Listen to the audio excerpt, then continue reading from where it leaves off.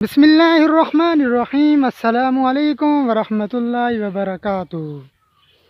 ایک دن شاہ جہاں بادشاہ شکار کے لیے نکلے تو ایک زخمی ہرن کا پیچھا کرتے ہوئے اپنے ساتھیوں سے دور چل کر بچھڑ گئے۔ ہرن بھی ہاتھ نہ آیا اور راستہ بھی کھو دیا۔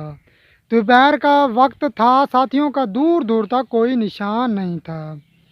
بادشاہ کو سخت پیاس لگی تھی، اتنے میں ان کی نظر بڑھ کے ایک درخت پر پڑی جس کی ٹھنڈی چھاؤں کے نیچے ایک گڈریا اپنی بھیڑ بکریوں کے ساتھ بیٹھا تھا۔ بادشاہ نے، جو اس وقت شکار کے کپڑوں میں تھے، گڈریے سے پانی مانگا تو اس نے بتایا کہ ساتھ لایا ہوا پانی ختم ہو گیا ہے۔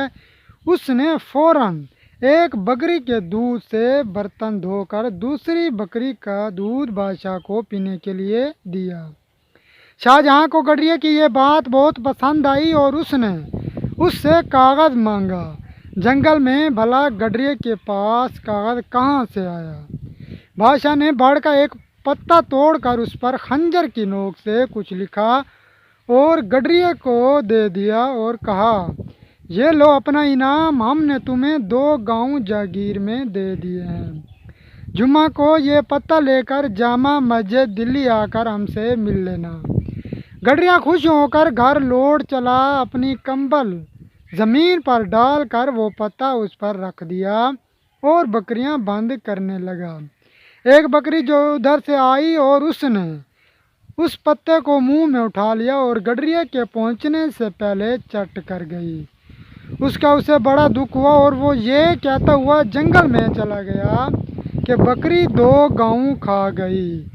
آخر جمعہ کا دن آ پہنچا۔ گڈریا اپنے گاؤں سے نکل کر دلی کی طرف چل پڑا۔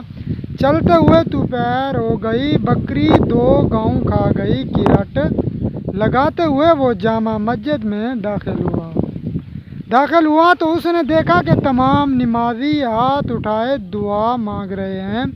اس نے بادشاہ کو بھی دعا مانگتے دیکھا تو ایک دم چیخ پڑا کہ داتا چپڑ پا کر دے گا تو لوں گا، اور یہی کہتے ہوئے واپس بھاگ نکلا۔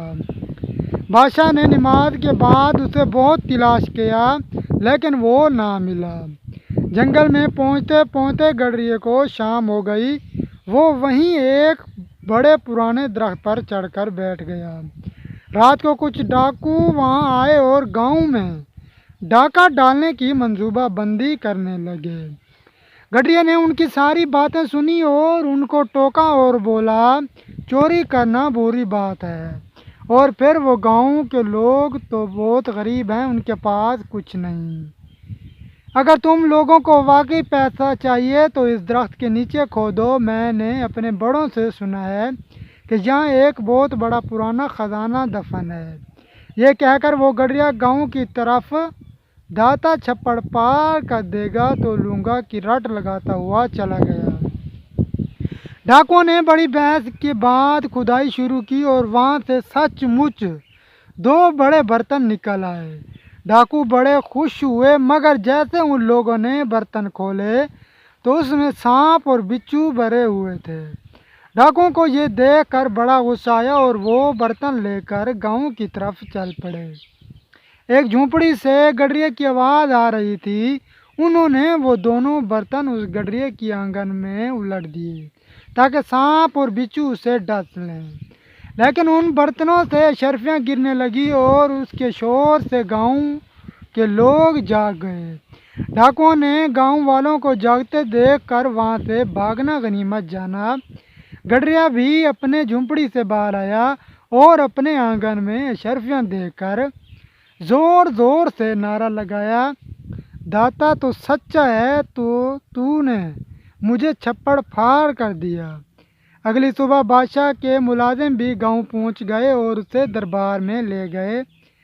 گڈریے نے بادشاہ کو سارا واقعہ سنایا اور یہ بھی بتایا کہ میں نے کیوں آپ سے انعام لیے بغیر واپس بھاگنا اچھا سمجھا، کیونکہ آپ بھی مسجد میں بیٹھ کر اس اللہ سے مانگ رہے تھے جو سب کا اللہ ہے، تو میں نے سوچا کہ میں بھی کیوں نہ اسی اللہ سے مانگوں جس سے وقت کے بادشاہ بھی مانگتے ہیں، اور آپ نے دیکھ لیا کہ اس نے مجھے میرا انعام دے دیا ہے۔ بادشاہ نے گڈریے کو عزت کے ساتھ اس کے گاؤں بھیج دیا۔